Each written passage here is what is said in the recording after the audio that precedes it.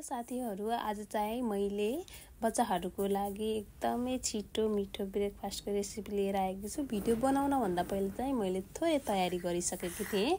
यो कचौरामा राखेकी छु मैले 100 ग्राम जति टोफु अनि 3 चम्चा जति ओट्स अनि 2-3 चम्चा जति फापरको पिठो राखेकी छु अनि थोरै गाजरलाई मजाले कोरेर राखेकी छु अनि क्याप्सिकम काटेर राखिहालेँ अनि थोरै नुन अनि मसलाहरू बच्चाहरूले के पिरो खानुहुन्छ भने पिरो पनि दिन सक्नुहुन्छ। तर मेरो बाबुहरूले पिरो खाँदैनन्, त्यही भएर पिरो राखेको छैन। अनि मजाले पानी राखेर पेस्ट बनाएर अनि सानो सानो रोटी बनाउने अनि फर्काइ मजाले पकाएर रोटी चाहिँ रेडी हुन्छ। यसरी दियो भने प्रोटिन पनि भयो। टोफु हाले पछाडि हैन अन्डा खानुहुन्छ भने बच्चालाई अन्डा पनि राख्न सक्नुहुन्छ। मेरो बाबुहरू चाहिँ भेजिटेरियन भएर मैले अन्डा राखिनँ, अन्डाको ठाउँमा मैले टोफु राखेँ।